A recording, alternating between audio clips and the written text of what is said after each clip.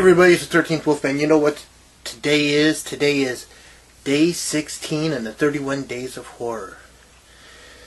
So, what's the movie I have for you guys today? Well, 1973, one of the greatest horror films of all time came out. Now, you know I said 1973, so that the horror fans that know timelines may know what movie I'm talking about. It starred Max von Sydow, Jason Miller, and Linda Blair. That's right, The Exorcist.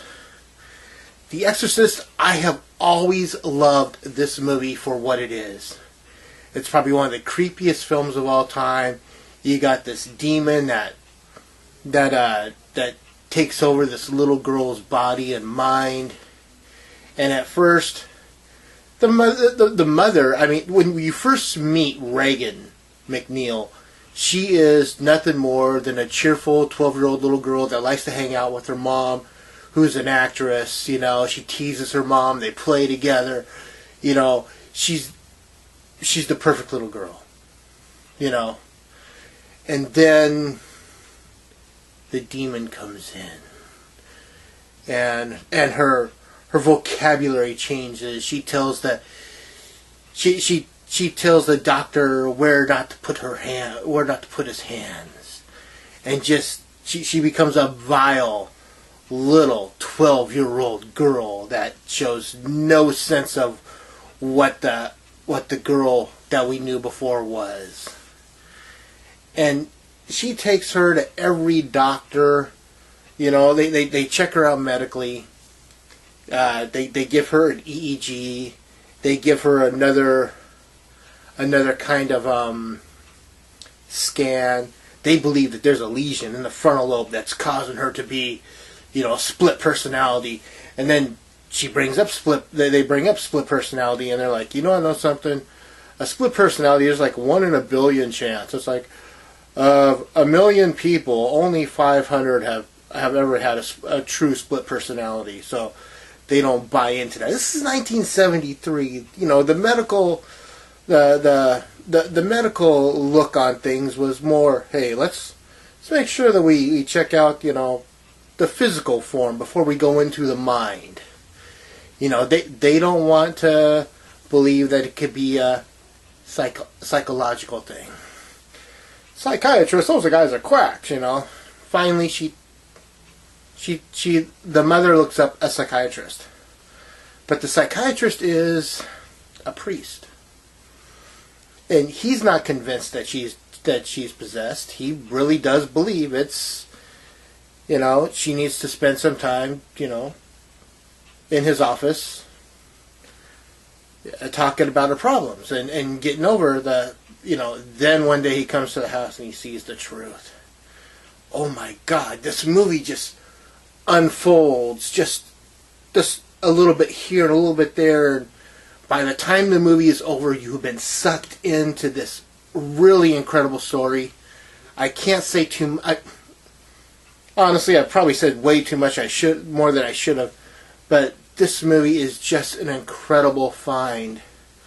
It came out in 1973, and then in 1999 they found some footage in the vaults. You know, they found some footage. They found the spider walk, which wasn't in the original film, and they remastered the movie in 1999, and they added the spider walk in there. And technology was at a stage now to where you can mix that in there, and it looks better than it would have, you know, back in 1973. So in 1999, 2000, I believe it was, somewhere around there, we got the extended cut. We got the director's cut. We got the, as they would say on the VHS boxes and the DVDs at the time, The Exorcist, the version you've never seen before. And that was a really cool. I mean, it's 2 hours. The extended version, I believe, is 2 hours and 12 minutes. You know, so it's over 2 hours, but it's still an interesting story. And then you have After that, you have the original sequel, Exorcist 2, The Heretic, which everyone, including I'll watch it. It is what it is, but honestly, it's not that really good of a sequel. Exorcist 3, which is really, truly the sequel to the first movie. And then you have the 2 prequels that were made. And you have Dominion, and you have Exorcist the Beginning. And they're honestly similar movies, just with a few actors changed out and the story just a little bit different, but I actually don't mind them. I don't mind the prequels. I think both of them are kind of cool stories. The movie itself, you have the original Exorcist, you have Lee J. Cobb, who plays the detective. You have Jason Miller, who plays Father Karras. Max von Sydow, who at the time looked like he had one foot in the grave and the other on a banana peel, and then he shows up like 20 years later in Needful Things, and he still looks like he's got one foot in the grave and the other on the banana peel. It's like, dude, you were 100 when you made The Exorcist. What are you, 170 now? I know, the math isn't right, but still, it's just kind of funny. So yeah, that's what I watched for day 16 of the 31 days of Halloween.